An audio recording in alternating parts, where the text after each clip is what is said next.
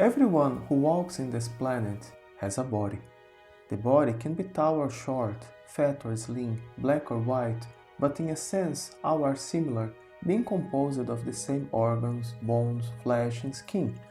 Not only is the body similar, but the soul inside the body is the same.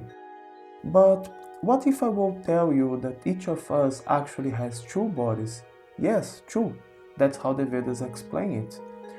According to the ancient scriptures, we have a gross body composed of material elements like flesh and bones, and a subtle body composed of mind, intelligence, and ego. At the time of death, when the gross body ceases to function, the subtle body carries the soul to another gross body, leading to the start of a new cycle that we call birth. The mind includes all the desires, hopes, anxieties, frustrations, traumas, etc., while intelligence is the tool that we use to understand the world, perform activities, and progress in the material and spiritual paths, according to our choices. The ego, or more specifically the false ego, is our concept of identity as a man, a woman, a child, an elder, as a citizen of a certain country, a follower of a certain religion, etc. When one dies, although the gross body is destroyed, the subtle body remains. The problem is that once the gross body is destroyed, the soul in the subtle body loses contact with his relatives, friends, etc. He can see others and move around, but nobody can see or hear him. He can't touch the objects he was accustomed to using, can't eat foods that he liked, and so on. In other words, he keeps his concept of identity and memories, but can't interact with the world anymore. Persons who can accept that their time is finished, understanding that they now need to move on, can easily transition to a new body and start a new chapter, taking birth in a new family, receiving a new name, a new nationality, etc. His unfulfilled desires, as well as his personality, remain, but the memories of his previous life are buried in his subconscious mind. That's why we can't usually remember our past lives, although these memories can sometimes be reached through past life regression therapy and other means. One who becomes advanced in the spiritual path also gradually gains awareness of his past lives, which helps him to become even more resolute in the path. However, if one is not prepared to go, if he is too attached to his family, possessions, or to unfinished plans, he can remain stuck in this plane.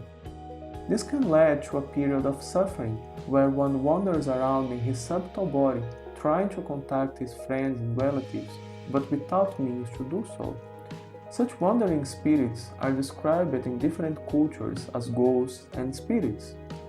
This period of wandering can continue for quite a long time, until one is prepared to be helped in his transition. We tend to believe that the brain is the repository of memories and intelligence, but the Vedas explain that the brain is more like an interface between the gross and subtle bodies. You can check our previous video on this point, the 5 coverings of the soul.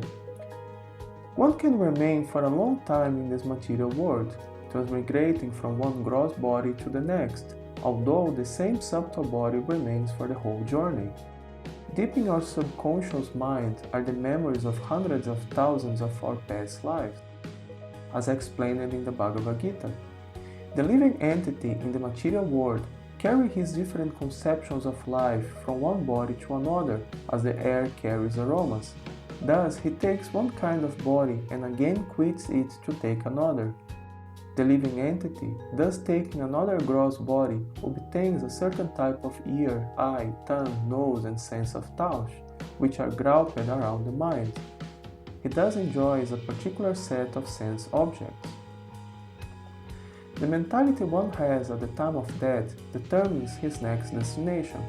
One who has a strong identity as a citizen of a certain nation may take his next birth in the same country, while one who is very attached to his family may take his next birth a few generations down in the same family, and so on.